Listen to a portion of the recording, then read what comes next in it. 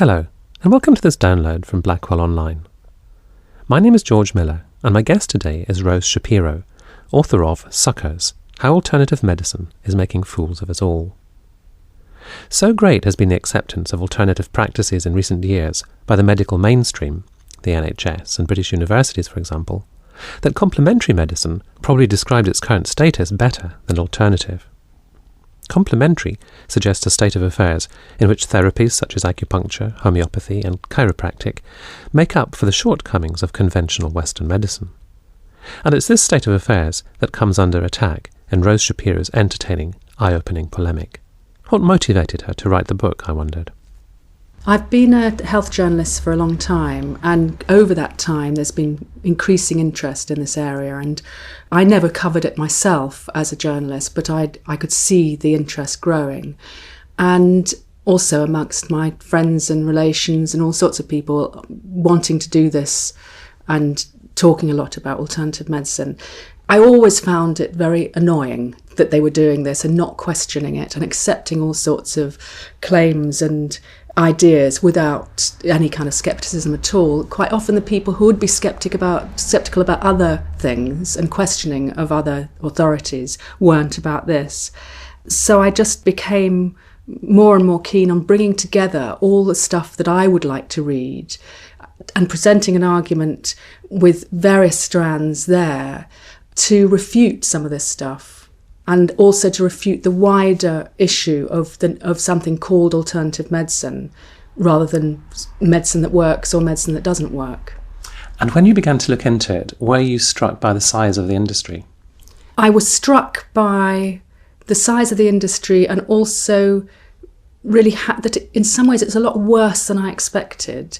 It was full of far more falsehoods than I expected it to be, really.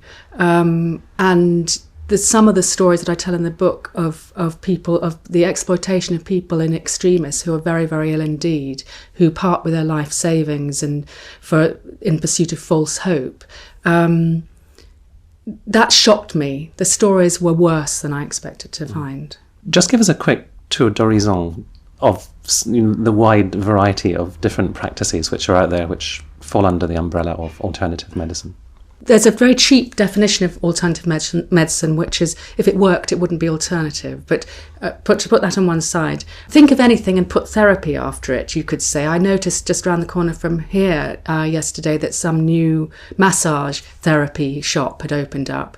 So there are things that, everything from acupuncture, homeopathy, herbs, Chinese herbs and European herbal medicine, chiropractic, a very, very wide range. And very frequently, one practitioner will offer things with completely differing rationale in a way that I can't imagine how they deal with that, really. If you believe at one moment you're offering something that's about manipulating chi energy, and the next minute you're saying it's something to do with treating some mythical imbalance of candida in the gut or something like that, how you actually work it out that you can do the two at once.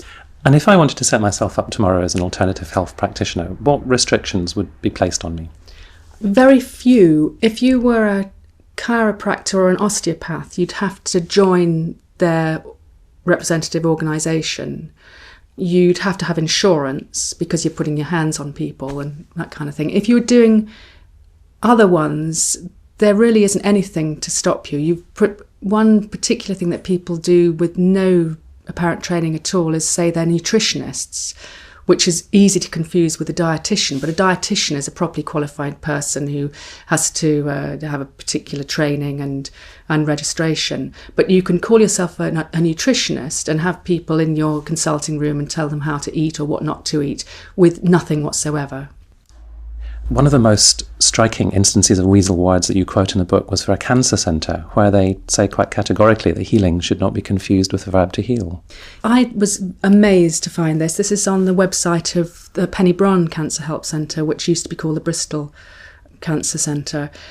They offer various alternative medicine practices, and one of these is healing. And they say when they offer healing, they say to quote, "In this context, healing does not specifically equate with the verb to heal.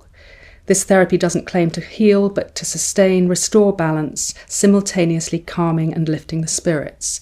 Now, I think if you're saying you're offering healing that isn't healing, don't call it healing. But it does mean that I think people who are living with cancer or trying to get some help with cancer are bound to feel that's offering something more, even though these words are somehow acting as a disclaimer, than simply lifting your spirits, because you can do that with a walk in the park. Now, what about the hundreds of thousands of people in this country who would say, well, it works for me, maybe your evidence-based clinical trials don't prove it, but here I am, I took the treatment and I feel better, so hands off.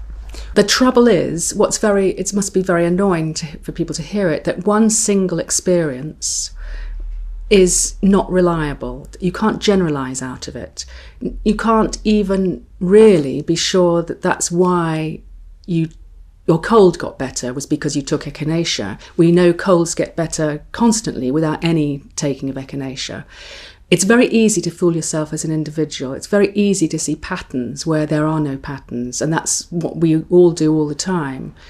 And that's why science and the way science interrogates things is a really useful tool, because it takes away all that subjectivity and looks in a wider kind of way, and therefore can produce far more useful conclusions. I mean, I can say I cured herpes with Marmite. I know it works, but that's no good, and it would be dangerous if other people started using my Rose Shapiro Marmite cure.